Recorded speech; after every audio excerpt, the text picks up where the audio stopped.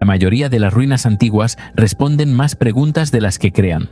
Los lugares de este vídeo hacen exactamente lo contrario. Cada piedra, cada talla y cada estructura masiva plantea misterios que permanecen sin resolver, dejando algunos de los mayores logros del mundo antiguo sin una explicación convincente. Algunos exhiben un nivel de precisión que parece ir mucho más allá de lo que se esperaba que sus civilizaciones lograran. Otros fueron construidos con piedras que pesan cientos de toneladas, transportadas a través de paisajes donde incluso la maquinaria moderna se enfrentaría a enormes desafíos. Siglos de estudio han reemplazado la especulación por la evidencia en muchas áreas de la arqueología. Sin embargo, estos lugares extraordinarios continúan resistiéndose a una explicación completa. Ya sea que las respuestas que faltan yazcan bajo tierra, en un conocimiento perdido o en descubrimientos que todavía esperan ser hechos, siguen figurando entre los misterios antiguos más extraordinarios jamás hallados. Antes de comenzar, suscríbete al canal y activa la campana para no perderte ninguno de nuestros documentales sobre los enigmas más profundos de la antigüedad. Tu apoyo nos ayuda a seguir desenterrando estas historias. Ahora sí, empecemos. La paleta de Narmer. La paleta de Narmer se describe con frecuencia como el registro en piedra del día en que Egipto se convirtió en un solo reino, aunque el objeto en sí nunca hace esa afirmación. Tallada alrededor del 3100 a.C., muestra a un gobernante que porta la corona blanca, asociada con el Alto Egipto, en una de sus caras y la corona roja del Bajo Egipto en la otra. Esta combinación parece confirmar que Narmer conquistó ambas regiones. Sin embargo, la paleta no contiene ninguna fecha, ningún campo de batalla nombrado y ninguna declaración escrita de unificación. El acontecimiento aceptado como el comienzo del Egipto dinástico ha sido reconstruido casi enteramente a partir de imágenes creadas cuando la escritura egipcia todavía se estaba desarrollando. Lo que sobrevive puede registrar una victoria militar, pero podría igualmente combinar varias campañas, ceremonias y reivindicaciones reales en una sola declaración cuidadosamente fabricada. El propio objeto complica su interpretación. Cortada de esquisto gris verdoso de grano fino, se yergue aproximadamente 64 centímetros de alto, haciéndola mucho más grande que las paletas de mano normalmente usadas para moler cosméticos minerales. Una depresión circular ocupa el centro, pero casi cada superficie disponible está cubierta de relieves detallados, lo que indica que el uso práctico nunca fue su propósito principal. James Quibell y Frederick Green la descubrieron durante las excavaciones en la antigua Negen, más tarde llamada Hieracómpolis, entre 1897 y 1898. Provenía de un depósito de un templo que contenía objetos ceremoniales que aparentemente habían sido retirados del uso y enterrados deliberadamente. Este contexto sugiere con fuerza una función sagrada o política, aunque no puede revelar si la paleta servía como una ofrenda, un instrumento ritual, un monumento conmemorativo o un objeto exhibido durante ceremonias restringidas. El nombre de Narmer aparece en la parte superior de ambas caras dentro de un marco real rectangular conocido como serej, representado por los signos de un bagre y un cincel.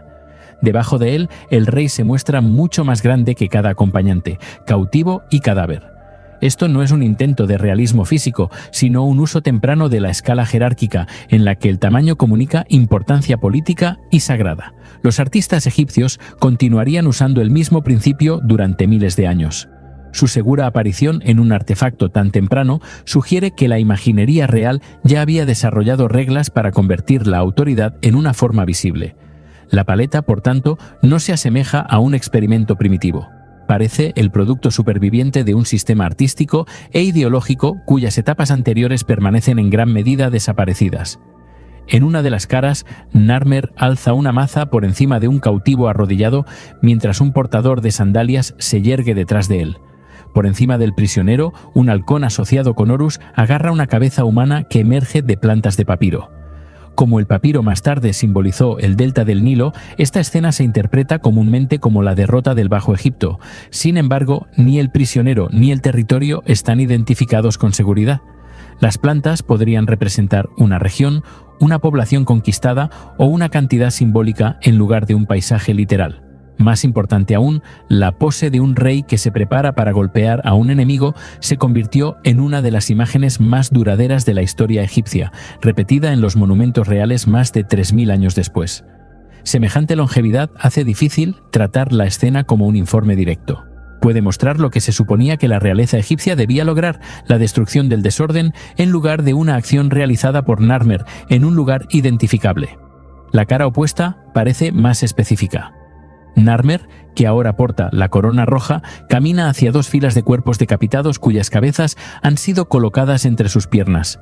Los portaestandartes se mueven ante él y una figura más pequeña parece inspeccionar a los muertos. En la parte inferior, un toro atraviesa un recinto fortificado y pisotea a un hombre, probablemente extendiendo el poder destructivo del rey a una forma animal. Sin embargo, ninguna inscripción identifica a las víctimas, el asentamiento ni la escala del conflicto. Los cuerpos podrían representar bajas de una campaña real, una ejecución ritual o una imagen simbólica del caos derrotado. Incluso el recinto en ruinas permanece anónimo. La paleta proporciona la estructura de un episodio histórico mientras elimina casi cada detalle que permitiría a los arqueólogos verificarlo de forma independiente. En su centro están las figuras más antinaturales del artefacto, dos poderosos animales con cuellos imposiblemente alargados, sujetados por acompañantes. Sus cuellos entrelazados forman la depresión circular asociada con la molienda de pigmento. Los escritores modernos llaman a estas criaturas serópodos, un nombre inventado a partir de serpiente y leopardo. Ningún texto egipcio conocido registra cómo llamaban los antiguos artistas a estas bestias. Bestias similares de cuello largo aparecen en otras paletas egipcias del período prehistórico tardío y en el arte mesopotámico de aproximadamente el mismo período amplio, lo que sugiere o bien un contacto cultural o bien el movimiento de motivos visuales entre el Valle del Nilo y Asia Occidental. Su unión ha sido interpretada como la unión del Alto y el Bajo Egipto, mientras que los cuidadores pueden representar el control real sobre las peligrosas fuerzas naturales. Otra posibilidad es menos simbólica. Puede que las criaturas fueran seleccionadas porque su anatomía curvada creaba un elegante marco alrededor del hueco central. Un supuesto emblema de la unidad nacional podría ser en parte una sofisticada solución de diseño. La identidad del primer gobernante unificador de Egipto crea otro problema.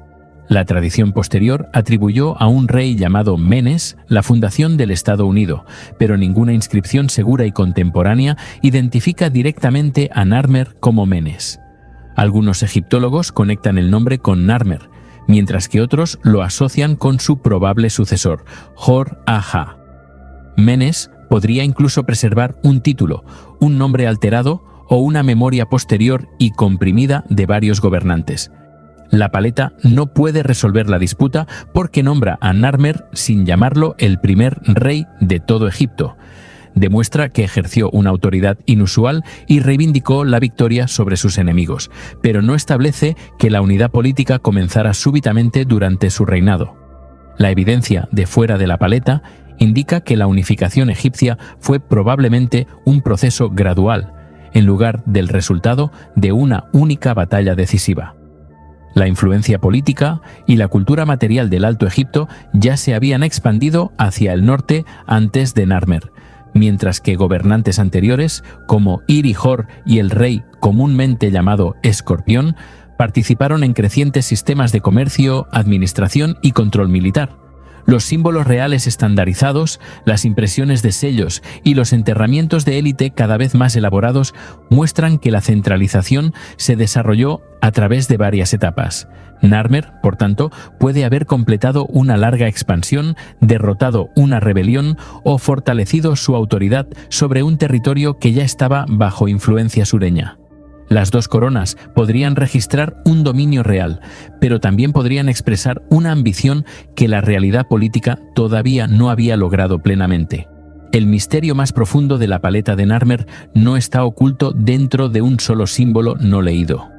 Yace en la brecha entre una imagen y el acontecimiento que parece describir.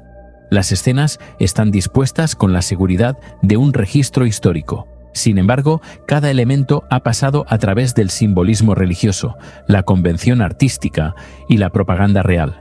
La violencia se presenta como algo ordenado. Los enemigos permanecen sin nombre. Las fuerzas divinas apoyan al rey y la geografía se reduce a coronas, plantas, estandartes y cuerpos.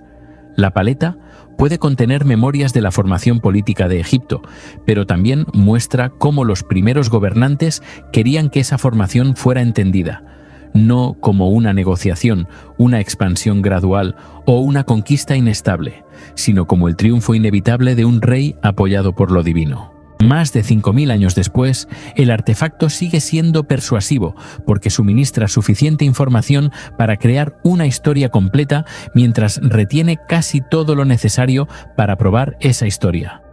Narmer aparece, pero su oponente no tiene una identidad segura. Se exhiben 2 coronas, pero no se declara ninguna unión. Se implica una batalla, pero no se puede localizar ningún campo de batalla.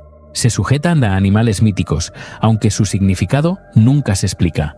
Lo que a menudo se llama uno de los documentos históricos más antiguos puede ser, en cambio, algo más calculado.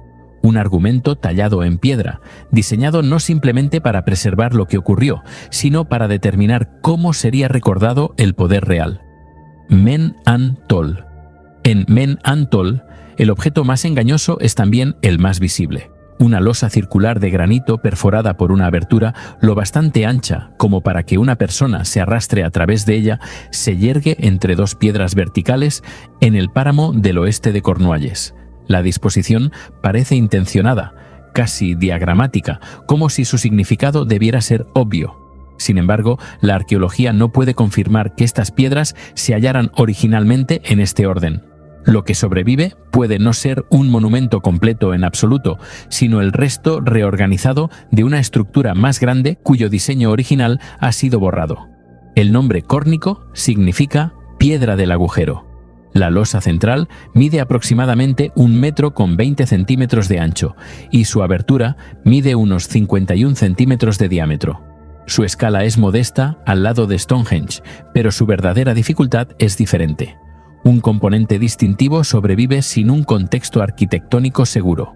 Historic England lo asigna en términos amplios desde el Neolítico tardío hasta la Edad del Bronce Media, porque el granito no puede datarse por radiocarbono y ninguna inscripción, resto humano o depósito asociado con seguridad identifica a sus constructores o su propósito. La vista moderna muestra la losa perforada alineada con 2 piedras verticales, produciendo una secuencia que se asemeja a un 101 visto desde el lado. Ese aparente orden puede ser engañoso. Cuando William Borlase examinó e ilustró el sitio en el siglo XVIII, las piedras no se mostraban en su presente línea recta, sino en una relación más angular. También informó de que se habían retirado piedras del terreno circundante. Toda teoría que involucre movimiento, vistas enmarcadas o astronomía depende de la posición, así que una piedra reubicada puede preservar una reconstrucción posterior en lugar de un diseño prehistórico. El trabajo de prospección ha identificado piedras adicionales caídas y enterradas en las cercanías, apoyando la posibilidad de que Men-an-Tol en su día perteneciera a un círculo de quizá unos 18 metros de diámetro. Las reconstrucciones han propuesto un anillo de aproximadamente 19 o 20 piedras, aunque la evidencia es incompleta y el número sigue siendo hipotético. Bajo esta interpretación, la famosa piedra agujereada no era un portal aislado entre 2 pilares, sino un elemento de un cerramiento más grande. Incluso, la teoría del círculo no explica la abertura. Las piedras agujereadas aparecen en diferentes contextos arqueológicos y no representan un único tipo de monumento con una función conocida. Una losa perforada podría haber controlado el acceso, enmarcado una vista restringida, marcado un límite o haber sido reutilizada de otra estructura. Una propuesta la vincula a una cámara funeraria o a un dolmen, quizá como un componente arquitectónico incorporado más tarde a la disposición de piedras. Sin embargo, ninguna tumba intacta sobrevive junto a ella, y su relación con los restos cercanos es insegura.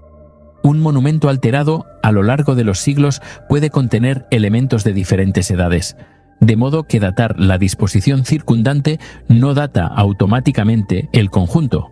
La abertura también crea una pregunta tecnológica, aunque no evidencia de maquinaria perdida. El granito es duro, pero las comunidades prehistóricas de Gran Bretaña podían moldearlo mediante el martilleo, el picado y la abrasión.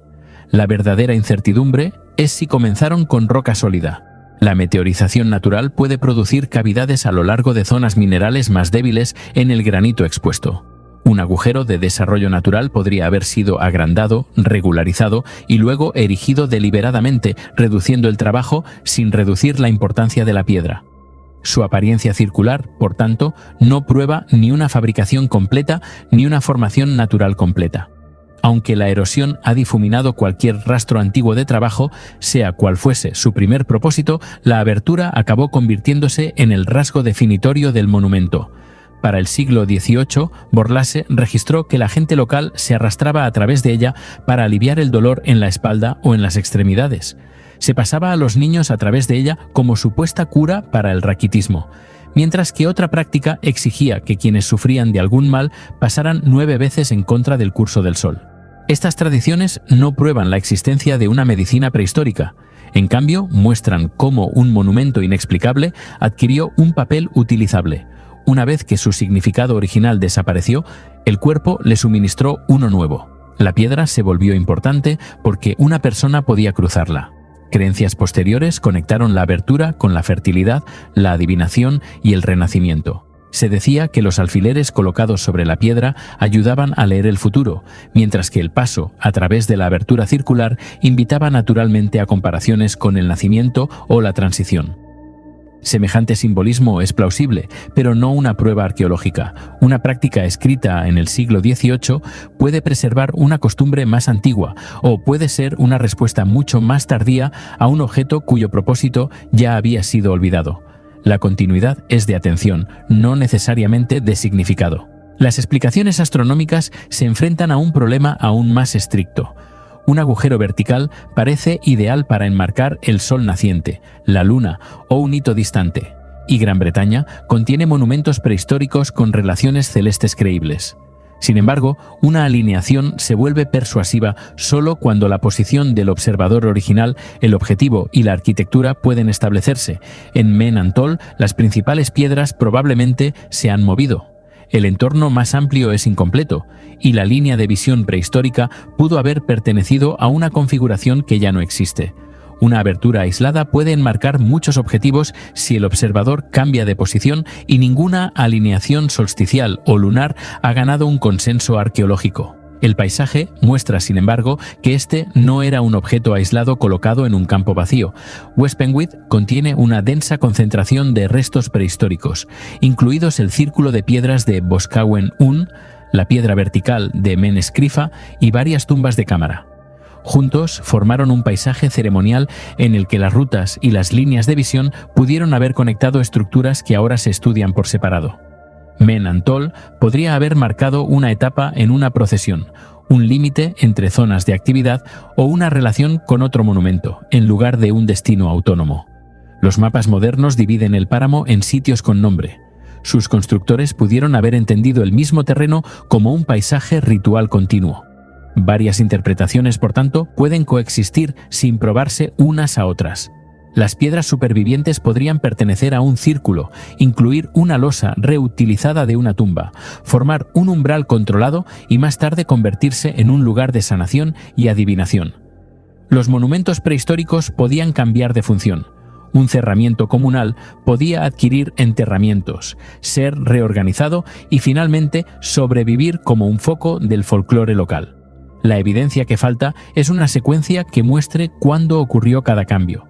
El misterio central es, por tanto, mayor que la pregunta de por qué alguien hizo un agujero en el granito. Concierne a cuánta información se desvaneció cuando las piedras fueron retiradas, derribadas o reubicadas antes de un registro arqueológico preciso. Menantol proporciona dimensiones medibles, material visible y tradiciones posteriores documentadas, pero ningún plano fiable de su primera forma. No hay muros ni inscripciones que interpretar, solo una losa perforada cuya simplicidad alienta explicaciones que la evidencia no puede sostener. Menantol sigue siendo difícil porque parece completo.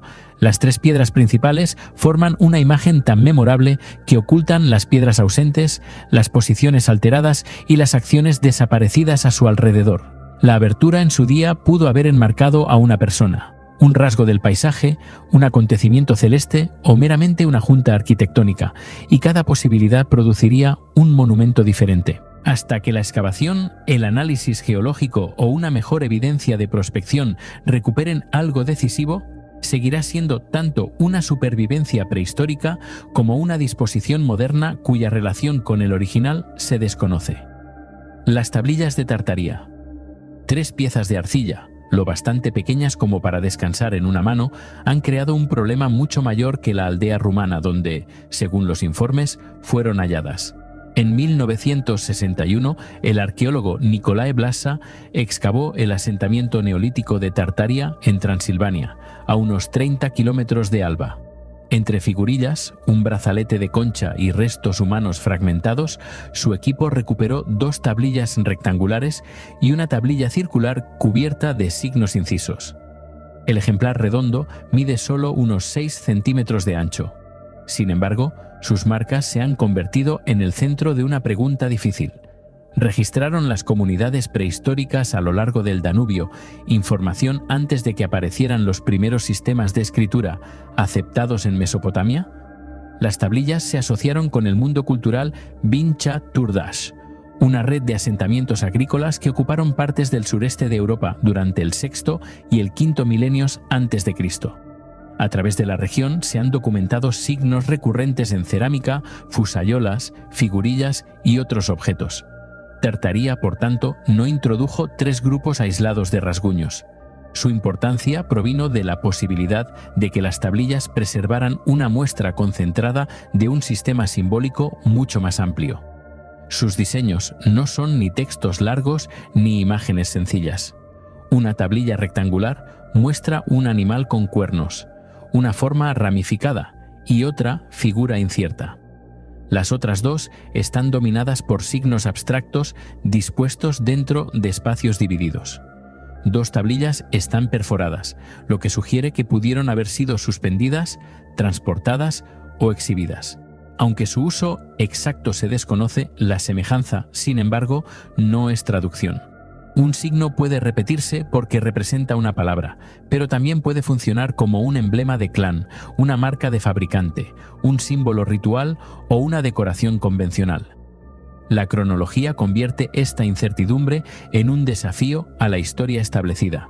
El material orgánico, asociado con el depósito, se ha situado ampliamente a finales del sexto milenio antes de Cristo, a menudo cerca del 5300 antes de Cristo, aunque su relación precisa con las tablillas sigue siendo disputada.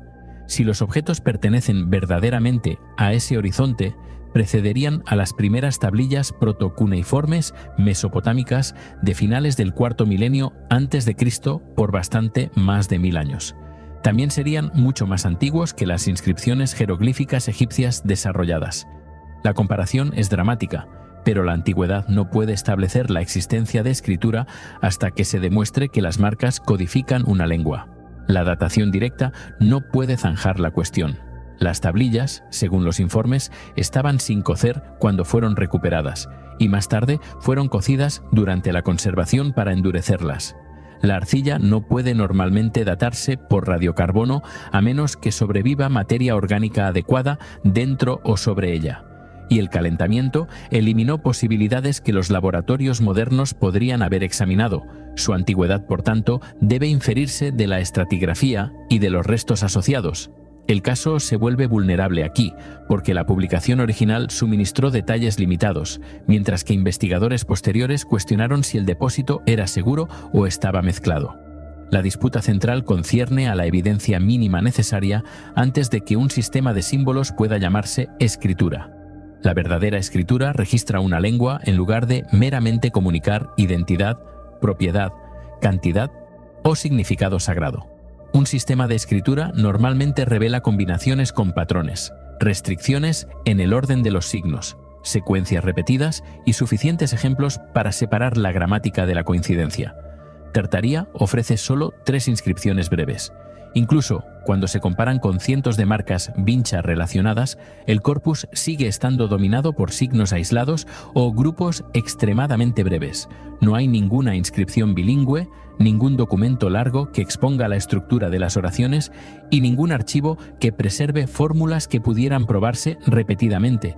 Esto no vuelve los signos carentes de significado. El conjunto reportado incluía 26 figurillas de arcilla y piedra, un brazalete de concha y huesos humanos quemados y rotos, pertenecientes a un adulto tradicionalmente descrito como femenino. Semejante grupo difiere marcadamente de los almacenes y los contextos de contabilidad asociados con la aparición de la escritura en Mesopotamia. Parece más compatible con un depósito ritual, un acto relacionado con un enterramiento o una destrucción deliberada. Las perforaciones pueden haber permitido que las tablillas se llevaran puestas o se exhibieran, mientras que los compartimentos de la tablilla circular pueden haber organizado una secuencia ceremonial. Estas interpretaciones siguen sin probarse, pero encajan con el contexto sin requerir que las marcas reproduzcan el habla. Mesopotamia ofrece un contraste revelador. Su escritura más temprana se desarrolló dentro de instituciones urbanas en expansión que rastreaban el grano, la mano de obra, los animales y las mercancías. Miles de tablillas de arcilla preservan sistemas numéricos, signos repetidos y convenciones cambiantes a lo largo del tiempo. En Tartaría no hay una burocracia comparable, ninguna economía a escala de ciudad y ninguna cadena de textos que muestre cómo la notación se convirtió en escritura. Sin embargo, esta diferencia no descalifica automáticamente los símbolos del Danubio. La escritura no tiene por qué originarse por la misma razón en todas partes.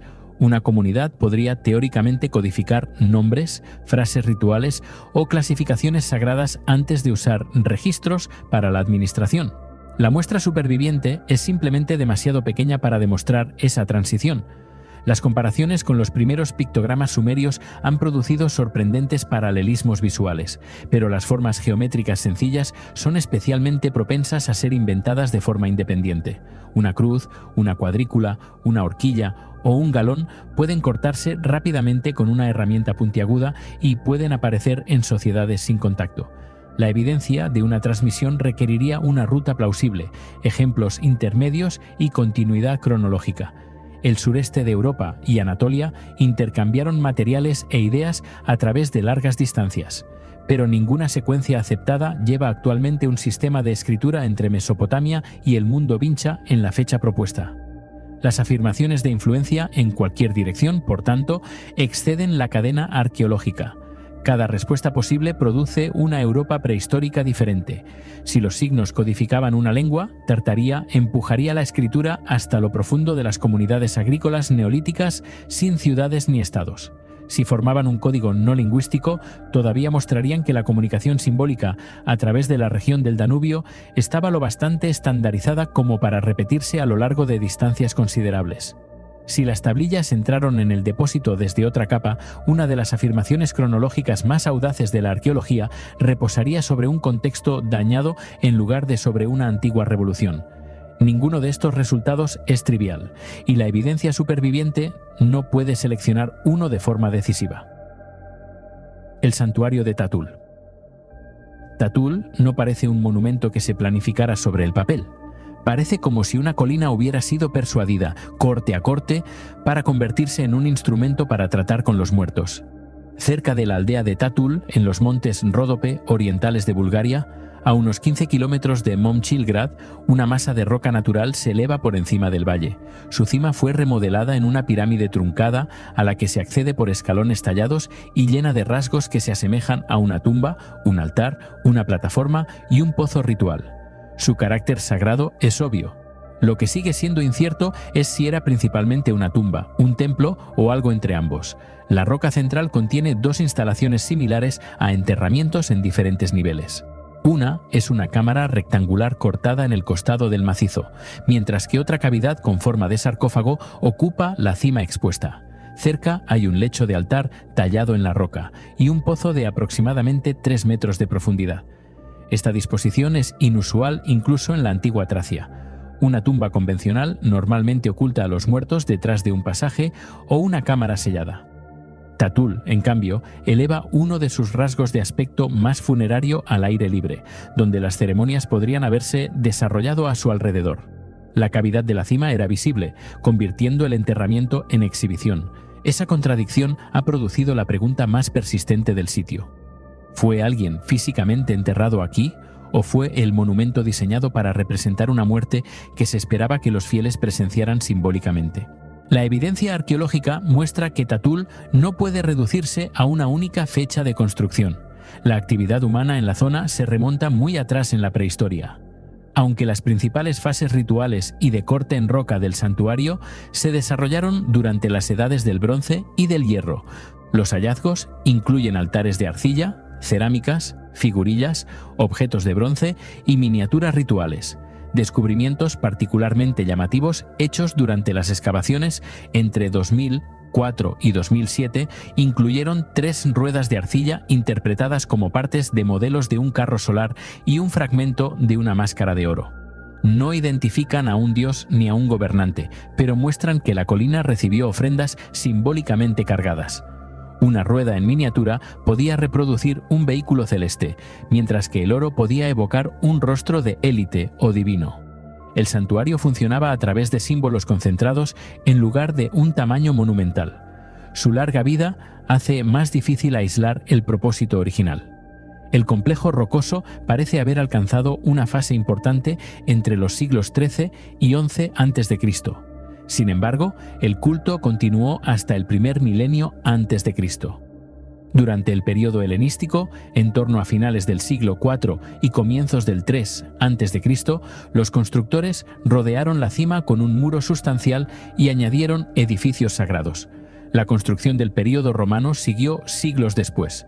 Después de que el cristianismo se extendiera por los Ródope en la antigüedad tardía, el sitio fue adaptado de nuevo, convirtiéndose finalmente en una residencia fortificada en lugar de simplemente desaparecer. Tatul, por tanto, acumuló arquitectura durante más de un milenio. Cada generación modificó un lugar ya antiguo, dejando superficies rituales de la Edad del Bronce, muros helenísticos, añadidos romanos y defensas medievales en la misma colina. El nombre que con más frecuencia se coloca en este vacío es el de Orfeo. En la tradición griega, Orfeo era el cantor que cruzó el límite entre la vida y el inframundo. Los autores antiguos lo asociaron con Tracia, haciendo de los Ródope un paisaje plausible para las tradiciones posteriores que rodeaban su culto. El sarcófago expuesto de Tatul, su posición elevada y la evidencia de una veneración prolongada han alentado, por tanto, la propuesta de que el complejo era un Herón, un santuario centrado en un héroe fallecido que se creía que poseía poder después de la muerte. Desde ahí, algunos han avanzado desde un héroe tracio hasta el propio Orfeo. El registro arqueológico no permite ese paso final. La ausencia de una inscripción es especialmente importante porque impide que la mitología sea contrastada con un nombre, un título o una dedicatoria contemporáneos. Ninguna inscripción de Tatul nombra a Orfeo.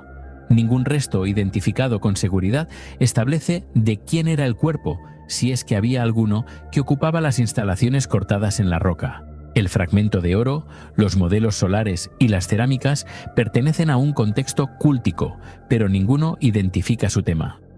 Ni tampoco su arquitectura expuesta puede distinguir a Orfeo de otros gobernantes, sacerdotes o ancestros heroicos. Llamar a Tatul la tumba de Orfeo es memorable, pero sigue siendo una interpretación. La conclusión más defendible es más estrecha y, en cierto modo, más intrigante.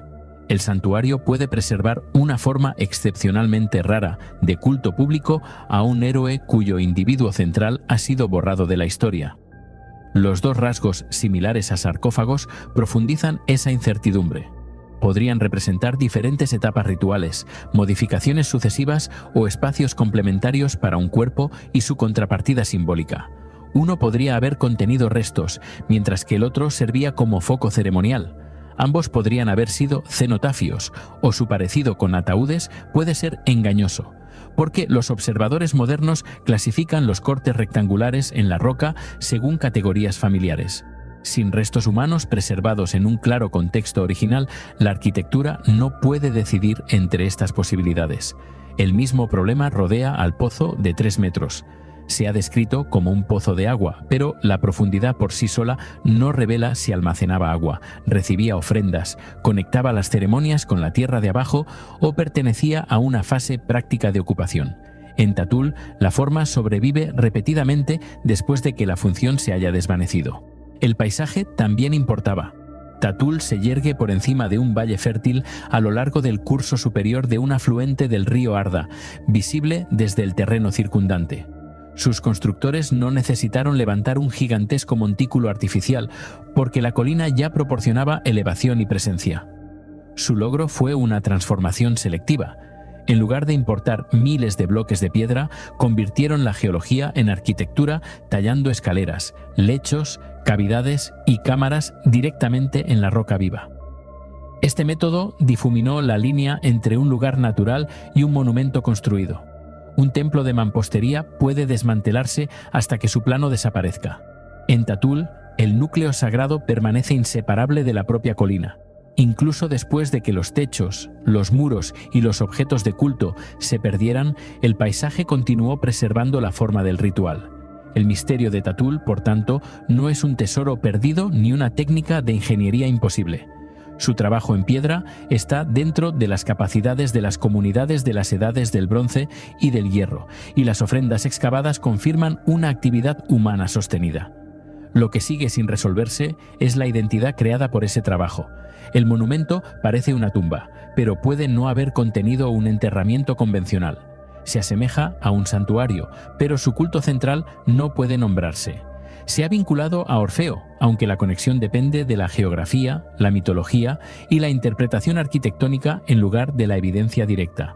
Sobrevivió a través de fases tracias, helenísticas, romanas, cristianas y medievales, pero la longevidad multiplicó sus significados en lugar de preservar una sola respuesta. La colina de Papura. La colina de Papura no fue hallada durante una búsqueda de un santuario minoico perdido. Apareció porque la Creta moderna necesitaba una instalación de radar.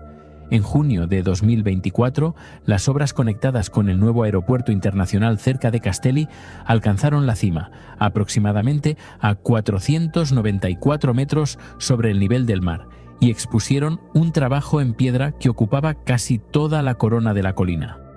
Lo que emergió no fue un palacio, una tumba o un asentamiento familiar, sino un complejo circular de unos 48 a 50 metros de ancho, que cubría casi 1.800 metros cuadrados y formado por anillos de piedra concéntricos, muros radiales, corredores y cámaras cerradas.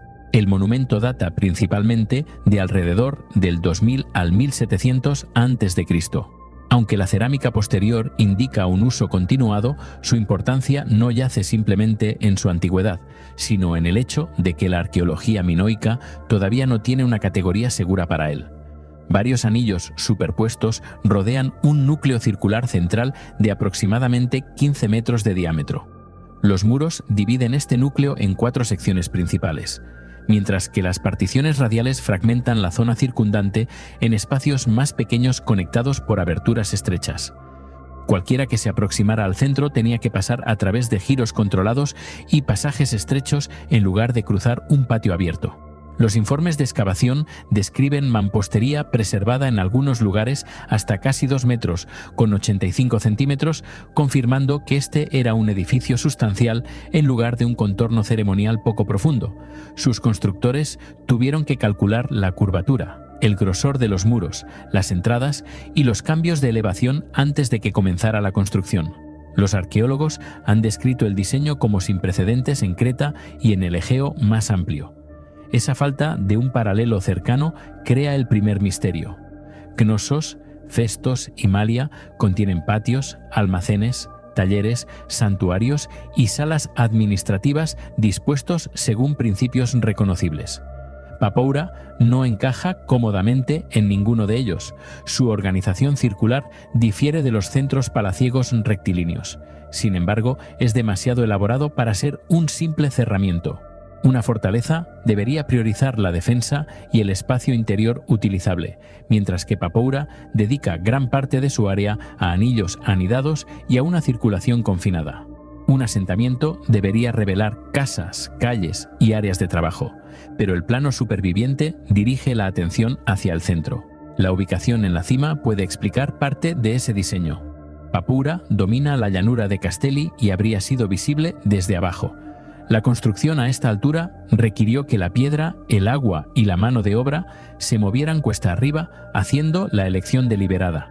Las comunidades minoicas a menudo trataban los lugares elevados como ritualmente importantes. Que los conocidos santuarios de cumbre no se asemejan a este edificio circular, alcanzar la colina separaba a los participantes del asentamiento ordinario, y pasar a través de los anillos pudo entonces haber separado a quienes se permitía acercarse al centro de quienes permanecían fuera. Los hallazgos de las zonas centrales apoyan una actividad comunal organizada.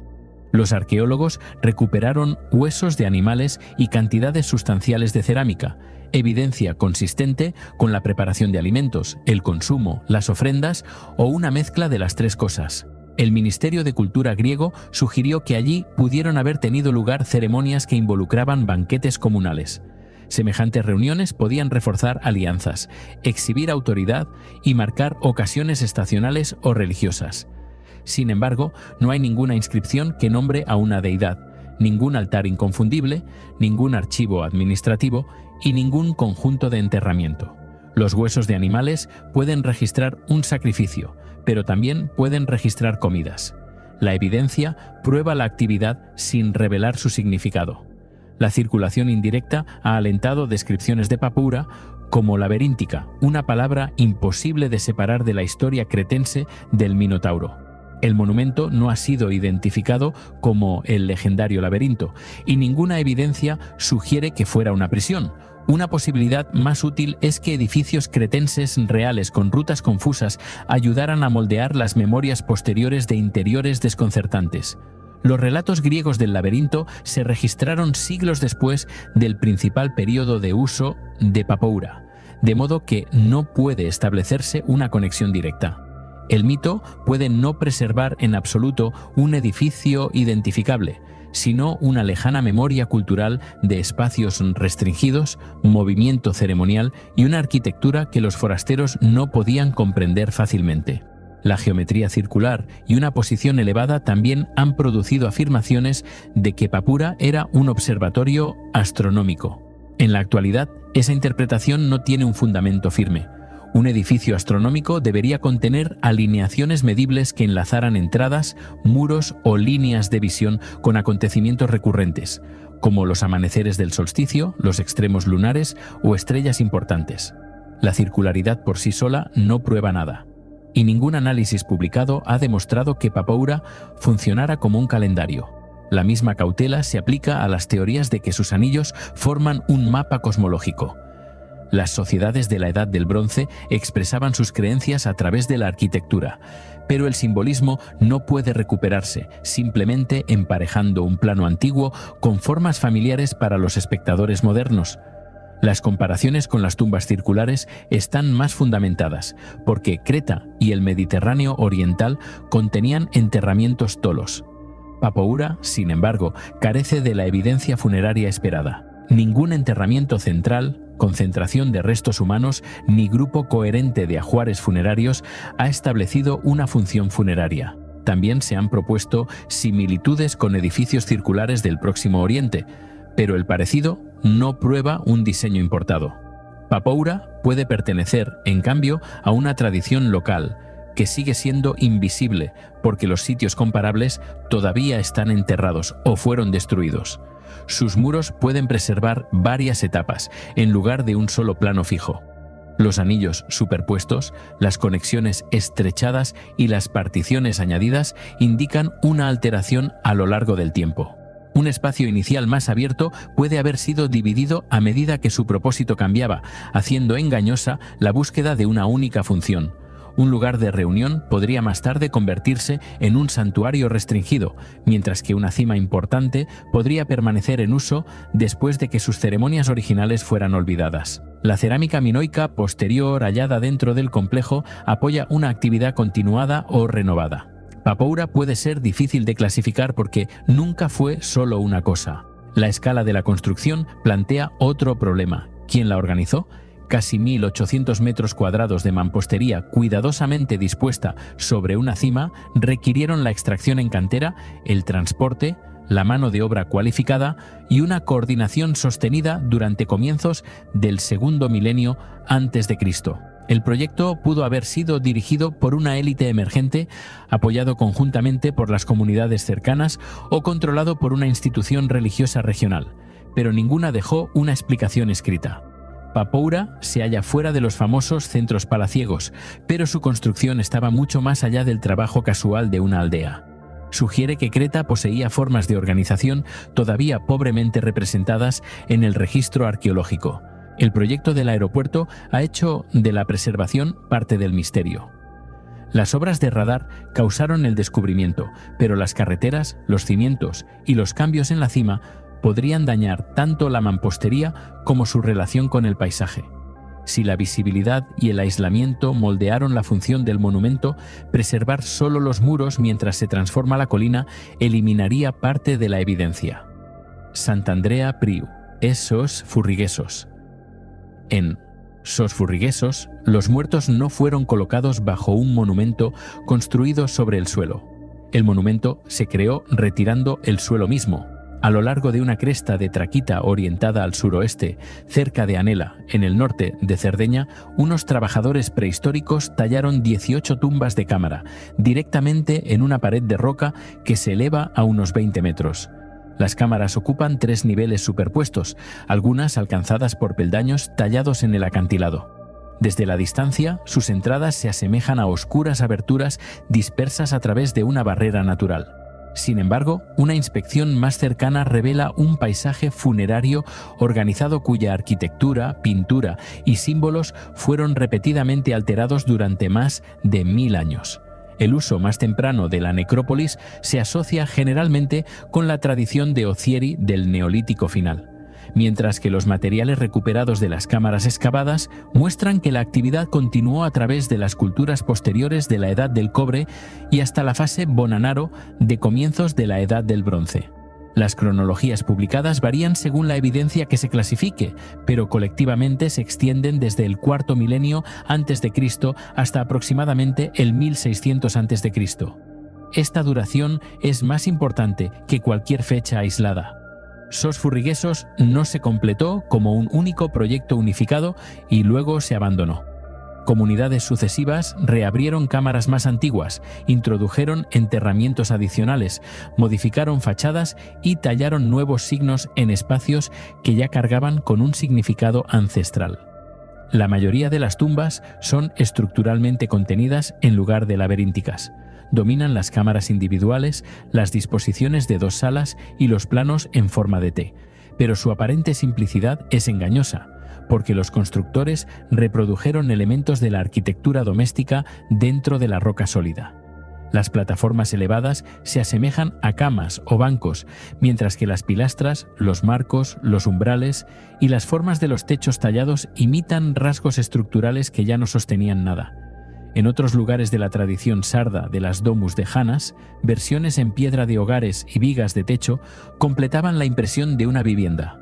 Una casa de madera acaba derrumbándose, pero una casa copiada en la roca madre puede preservar su forma durante milenios. La tumba, por tanto, era más que un contenedor para restos humanos. Convertía un mundo doméstico temporal en uno mineral permanente. Esa interpretación se vuelve más difícil ante las falsas puertas. En la tumba 6, una puerta cuadrangular enmarcada aparece en la pared trasera, pero no conduce a ninguna parte, porque la roca detrás de ella nunca fue retirada. El rasgo requirió trabajo sin producir acceso, ventilación ni espacio de enterramiento adicional, así que su función debió de ser simbólica en lugar de práctica. Los arqueólogos pueden documentar su posición y compararla con pasajes rituales en otros sitios prehistóricos, pero no pueden probar qué creía la gente de Sos Furrigesos que podía cruzar ese límite. Puede haber representado un pasaje reservado para los muertos, una continuación sellada de la casa subterránea o un punto focal para las ceremonias realizadas dentro de la cámara. Lo que sigue siendo cierto es que sus creadores crearon deliberadamente el lenguaje visual completo de una entrada mientras le negaban un destino físico. El color transformó aún más estos interiores. Varias tumbas preservan pintura roja que va desde el ocre brillante hasta tonos más oscuros similares a la sangre. En Sos Furriguesos, el rojo aparece en elementos arquitectónicos y en un prótomo de toro colocado por encima de una puerta interior en la tumba 6. El pigmento no se extendió al azar por cada superficie. Enfatizaba imágenes y umbrales seleccionados que estructuraban el movimiento a través de las cámaras. Los investigadores modernos asocian con frecuencia el rojo prehistórico con la sangre, la vitalidad y la regeneración. Aunque ningún texto superviviente confirma su significado exacto en la Cerdeña neolítica, su colocación es, por tanto, más informativa que la especulación. El rojo transformó la piedra tallada ordinaria en una superficie ritual marcada, dirigiendo la atención hacia rasgos que probablemente se encontraban durante las ceremonias. La imaginería del toro es igualmente deliberada. Cuernos y prótomos bovinos aparecen en varios de los hipogeos, y en la tumba 6, una cabeza de toro pintada de rojo se yergue por encima del pasaje hacia la cámara siguiente, con sus cuernos curvados hacia arriba, acercándose al techo. Esto no era decoración colocada en una fachada exterior para espectadores distantes. Confrontaba a cualquiera que se moviera hacia lo más profundo de la tumba. Los toros se han conectado con la fuerza, la fertilidad, la protección y la renovación en muchas sociedades prehistóricas. Pero semejantes comparaciones no pueden establecer una única interpretación sarda. Lo que puede afirmarse con más seguridad es que la imagen controlaba un umbral. Cada participante que pasaba por debajo de ella entraba en el espacio interior bajo un emblema intencionadamente elegido por los constructores de la tumba, lo que sugiere que la arquitectura guiaba la experiencia ritual en lugar de meramente proporcionar espacio para los cuerpos. Más de 140 petroglifos han sido, según los informes, identificados a lo largo de la necrópolis. Sus formas incluyen arcos concéntricos, zigzags, cuadrículas, estrellas, formas de peine, figuras antropomórficas e imágenes de animales. Esta abundancia crea uno de los problemas arqueológicos más difíciles del sitio, porque las tallas no pertenecen necesariamente al mismo periodo. Las diferencias en la técnica, la meteorización y la posición indican que los muros acumularon marcas a lo largo de largos intervalos.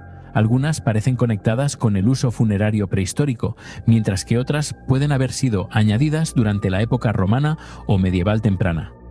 Las cámaras, por tanto, no pueden interpretarse como un único mensaje codificado dejado por una comunidad.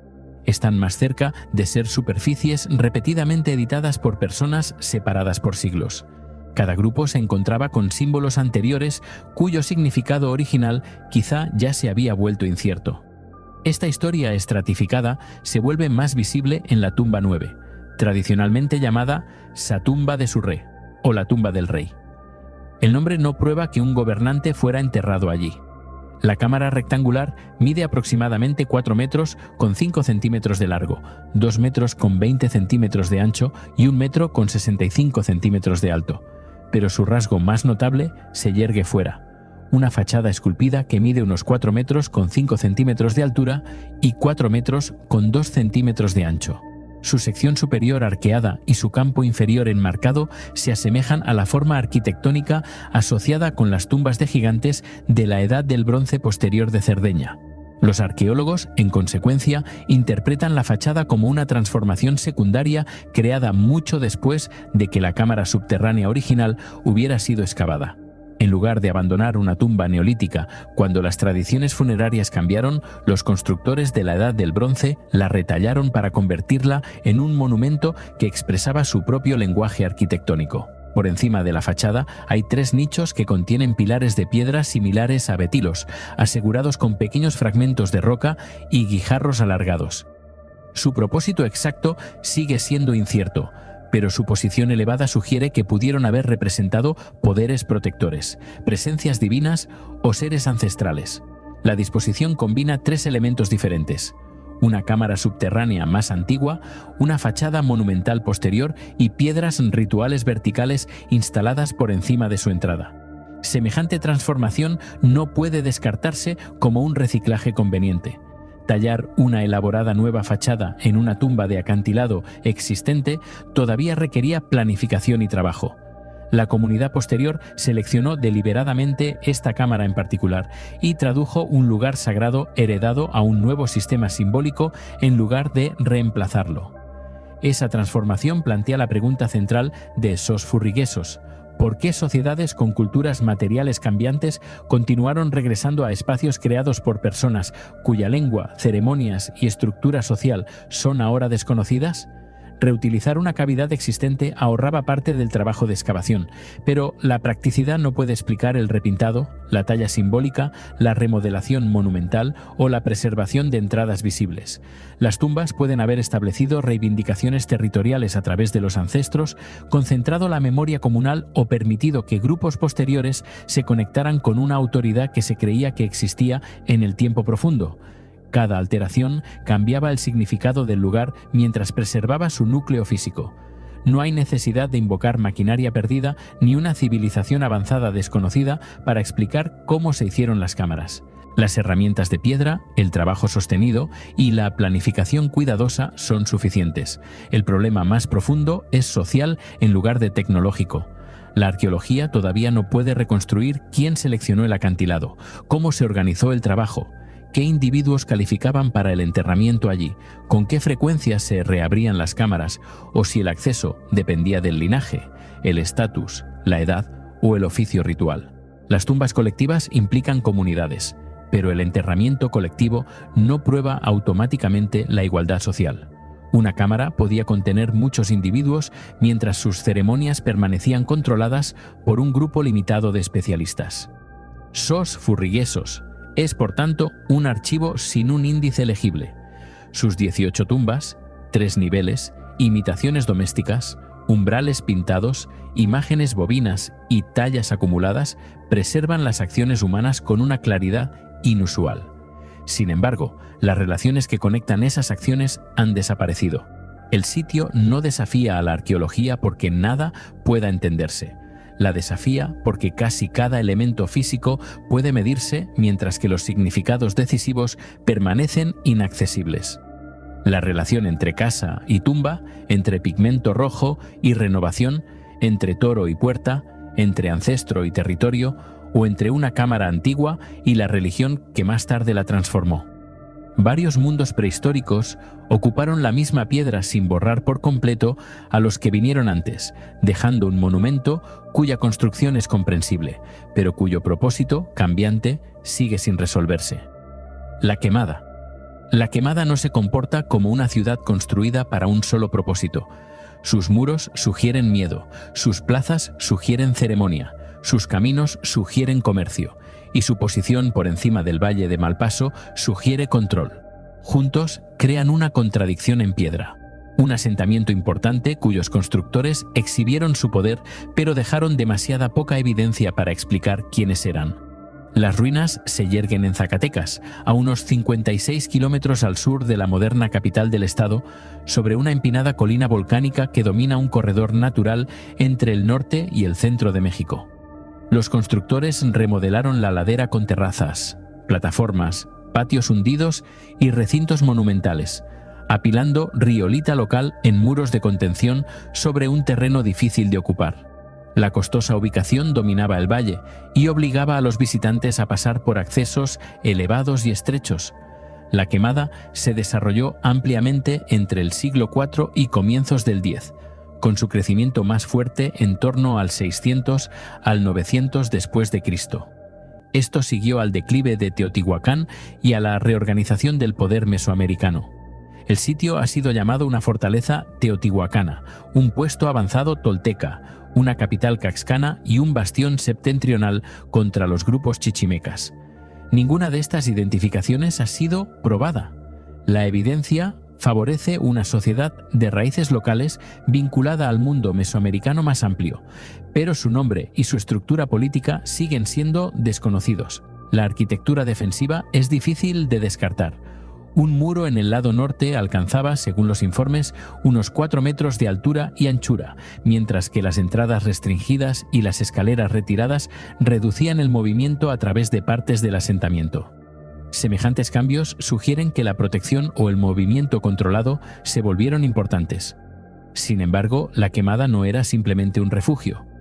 Los recintos ceremoniales ocupaban terrazas prominentes, incluidos patios hundidos, altares y la empinada pirámide votiva. Un refugio puramente militar no requeriría tantos espacios para la exhibición pública, donde las columnas profundiza el enigma. Con una medida de aproximadamente 41 por 32 metros, contenía 11 columnas de mampostería que en su día sostuvieron un gran techo. Su escala implica grandes reuniones, pero su función sigue sin resolverse. Puede haber albergado consejos, recepciones, banquetes o rituales. Interpretaciones anteriores vinculan el edificio con el sacrificio, aunque la evidencia no justifica reducirlo a una cámara sacrificial. No obstante, revela una autoridad capaz de organizar un trabajo sustancial. La colina estaba conectada con un paisaje habitado más amplio. Una calzada principal se extendía aproximadamente 400 metros desde el recinto ceremonial, mientras que rutas más pequeñas cruzaban el valle y enlazaban comunidades dispersas. Las prospecciones identifican asentamientos agrícolas alrededor de La Quemada en lugar de una fortaleza aislada. El centro probablemente obtenía comida, mano de obra y materiales de estas aldeas mientras concentraba la autoridad por encima de ellas. Sus muros, por tanto, pueden haber protegido una institución donde se almacenaban bienes, se negociaban alianzas y se exhibía el poder regional. Los hallazgos del sitio revelan un amplio intercambio. Los estudios de obsidiana identificaron material de hasta 19 fuentes o afloramientos químicamente distintos. Variedades importadas complementaban el vidrio volcánico local usado para hojas y concha, y otros bienes no locales también llegaron a la región. Esto no prueba que La Quemada controlara un imperio comercial, pero muestra la participación en rutas que se extendían mucho más allá del Valle de Malpaso. La frontera septentrional, por tanto, no estaba aislada ni económica ni culturalmente. Esa evidencia debilita la idea de una colonia militar extranjera. Una guarnición extranjera debería dejar un paquete más claro de arquitectura, cerámica y símbolos importados. En cambio, La Quemada combina formas mesoamericanas compartidas con fuertes elecciones locales. Sus constructores usaron plataformas piramidales, patios y rutas procesionales, pero los adaptaron a un terreno accidentado. A diferencia de la amplia cuadrícula urbana de Teotihuacán, La Quemada es comprimida y vertical. El poder se expresaba a través del ascenso, el movimiento controlado y la conversión de la ladera en escenarios elevados. Su identidad legendaria es más difícil de contrastar. Los escritores coloniales asociaron las ruinas con Chicomozoc en lugar de las 7 cuevas del que se decía que varios pueblos nahuas habían emergido o comenzado sus migraciones. La conexión daba a La Quemada una importancia ancestral, pero la arqueología no la ha confirmado. La brecha cronológica es seria. La principal ocupación del sitio terminó siglos antes de que el posterior Estado mexica registrara sus tradiciones de migración. Las memorias más antiguas pueden haber influido en las historias posteriores, pero el parecido no puede establecer la identidad. El final del asentamiento dejó un misterio más físico. Los principales edificios muestran evidencia de incendio, y La Quemada fue en gran medida abandonada cerca del comienzo del siglo X. Tanto el ataque externo como el conflicto interno son plausibles. El fuego pudo incluso haber sido un acto deliberado usado para destruir edificios políticamente cargados cuando las instituciones que había detrás de ellos colapsaron. La arqueología confirma la destrucción y el abandono, pero no puede identificar quién inició las llamas ni si el incendio ocurrió como un único acontecimiento coordinado. La presión ambiental o económica también puede haber contribuido.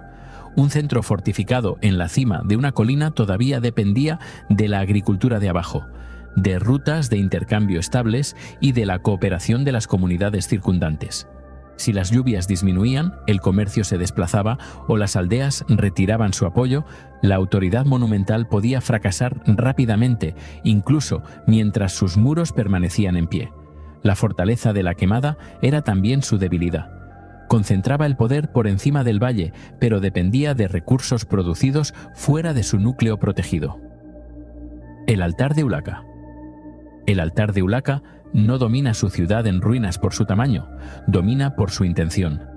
Sobre una altura de granito por encima de un valle en España, alguien seleccionó un afloramiento natural, talló escaleras en su cara norte, aplanó su cima, abrió cuencas conectadas en la piedra y cercó el terreno circundante de modo que la roca se convirtió en algo más que parte del paisaje. Nada identifica al dios al que se dirigían allí. Ninguna inscripción registra la ceremonia y ninguna imagen superviviente muestra qué se erguía en lo alto. El monumento sigue siendo legible como un acto de diseño, pero casi silencioso como un acto de creencia. La estructura pertenecía a Ulaca, un asentamiento betón fortificado ocupado durante los siglos finales de la Edad del Hierro, aproximadamente hacia el 450 a.C. La ciudad cubría más de 60 hectáreas, sobre una colina a unos 1.500 metros sobre el nivel del mar, dominando el valle del Amblés y las rutas a través de la meseta occidental española. Su muralla defensiva se extendía a lo largo de unos 3 kilómetros. Los arqueólogos han identificado los cimientos de más de 250 casas, de modo que la roca tallada no era un santuario rural aislado, sino parte de una comunidad compleja, con calles, viviendas, áreas de ganado, defensas y edificios ceremoniales especializados. Incluso dentro de esa ciudad, el santuario ocupaba un espacio aparte. Se hallaba en el sector noroeste, alejado de la principal concentración de casas, dentro de un recinto que medía unos 16 por 8 metros. Las entradas se aproximaban desde el sureste y el oeste, y las porciones supervivientes de la mampostería circundante se elevan a casi 2 metros. Esta disposición implica un movimiento controlado.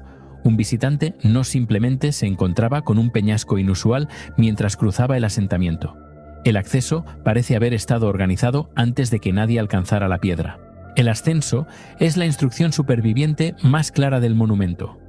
2 tramos paralelos, uno con 6 peldaños y el otro con 9, fueron tallados en el lado norte y conducían hacia una superficie superior aplanada. El diseño desigual es difícil de descartar como una obra descuidada, porque el rasgo fue tallado del resistente granito local. Los canteros de la Edad del Hierro evitaron la enorme tarea de transportar un monolito separado. Pero remodelar la roca madre todavía requería una percusión prolongada con herramientas de hierro, martillos de piedra y abrasión. Cada corte innecesario costaba trabajo. Las 2 rutas pueden haber separado a los participantes o marcado diferentes etapas de un rito. Aunque ninguna evidencia decide entre estas ideas, en la cima, unos huecos tallados se conectan en secuencia. El líquido introducido en una depresión superior podía pasar a través de las cavidades y moverse hacia la parte inferior de la roca. Esta disposición hidráulica es la razón más fuerte por la que el monumento se llama comúnmente un altar. Sin embargo, no revela qué fluía a través de él. La sangre es la propuesta más dramática, especialmente porque los escritores clásicos describieron el sacrificio de animales entre los pueblos de Iberia Occidental. El agua, la leche, la cerveza u otra ofrenda encajarían igualmente bien con la evidencia física. El agua de lluvia pudo incluso haberse recogido de forma natural y luego haber sido tratada como sagrada. Los canales prueban que el movimiento dirigido del líquido importaba. No identifican el líquido ni explican si se vertía, se drenaba, se exhibía o se distribuía. El familiar nombre de altar de los sacrificios, por tanto, crea más certeza de la que la arqueología proporciona. Ninguna inscripción en Ulaca llama a la roca un altar. Ningún depósito concentrado de restos de animales descuartizados ha sido descubierto en su cima. Y no hay evidencia directa de sacrificio humano en la estructura. El sacrificio ritual sigue siendo posible en una sociedad donde el ganado cargaba con un valor tanto económico como simbólico, pero la posibilidad no puede convertirse en un hecho simplemente porque unas ranuras se asemejen a desagües. El monumento es inusual porque su ingeniería es obvia, mientras que su uso exacto permanece sin verificar. El paisaje ceremonial más amplio de Ulaca hace el problema más complejo. Otra estructura excepcional se erguía cerca de un manantial permanente y pudo en su día haberse elevado a unos 8 metros por encima de las casas de una sola planta a su alrededor. Estos edificios sugieren que el poder en Ulaca se expresaba no solo a través de muros y armas, sino a través del control del acceso al agua, la experiencia corporal y el espacio elevado. El altar podría haber pertenecido al mismo sistema religioso sin realizar la misma función. Su posición cambiaba lo que una ceremonia podía comunicar.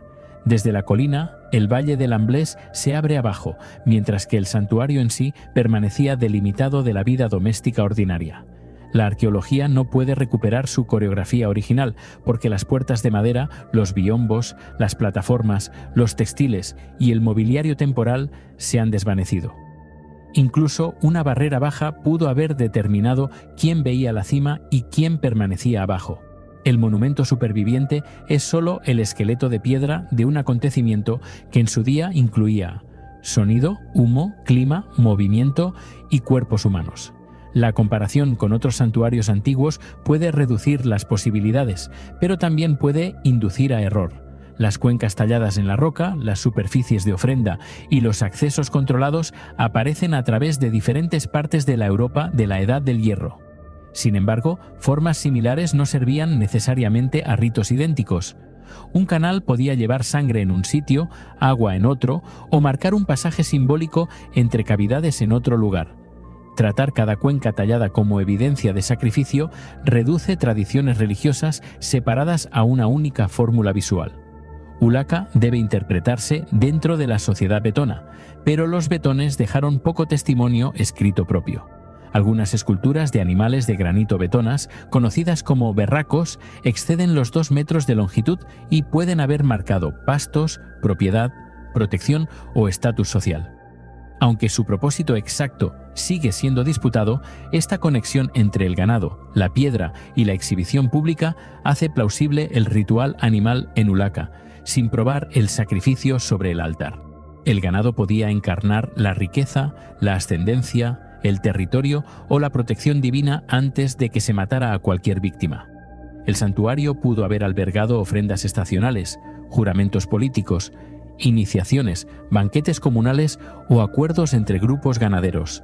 Ulaca fue abandonada durante la reorganización romana de la región en el siglo I a.C., cuando la población y la autoridad se desplazaron desde las alturas fortificadas hacia los asentamientos del valle. El santuario no fue transformado en un templo romano documentado cuyas inscripciones preservaran el viejo culto. Su lenguaje ceremonial desapareció con la comunidad que lo entendía. Lo que quedó fue un afloramiento trabajado cuya secuencia física sobrevivió mucho mejor que las ideas ligadas a ella. La fotogrametría, el modelado tridimensional y la prospección topográfica pueden registrar los peldaños, las cavidades, los muros y el terreno con una precisión excepcional. Los investigadores pueden modelar las trayectorias de drenaje, reconstruir las secciones derrumbadas y examinar cómo se relacionaba el santuario con los caminos y las casas a través del oppidum. Estos métodos aclaran la geometría, pero la geometría no es creencia. Una réplica digital perfectamente precisa todavía mostraría por dónde viajaba el líquido sin explicar por qué ese viaje importaba. Esto es lo que hace del altar de Ulaca un genuino misterio arqueológico. No requiere maquinaria perdida y no viola ningún límite conocido de la tecnología de la Edad del Hierro. Sus constructores usaron el granito bajo sus pies y lo alteraron con herramientas prácticas. La pregunta sin respuesta yace en la decisión social que había detrás del trabajo. ¿Por qué una gran comunidad fortificada transformó una roca natural en un camino regulado para personas y líquidos y luego lo aisló dentro de un santuario formal? Llegamos al final de este recorrido por algunos de los enigmas más desconcertantes que el mundo antiguo nos ha dejado. Desde la paleta de Narmer, que insinúa una historia sin llegar nunca a contarla, hasta el altar de Ulaca, cuya piedra sobrevivió mucho mejor que las creencias que le dieron sentido. Cada uno de estos lugares comparte una misma cualidad. Se niega a entregar su respuesta final. Podemos medir cada piedra, cada canal y cada talla, y aún así, los significados decisivos se nos escapan. Y ahora que has viajado con nosotros por estos misterios, ¿cuál te ha dejado pensando más? ¿La losa perforada de Menantol, las diminutas tablillas de Tartaria o la colina circular de Papura, descubierta por accidente hace apenas unos meses? Déjanoslo en los comentarios. Gracias por acompañarnos hasta el final. Nos vemos en el próximo viaje al pasado. El acceso parece haber estado organizado antes de que nadie alcanzara la piedra.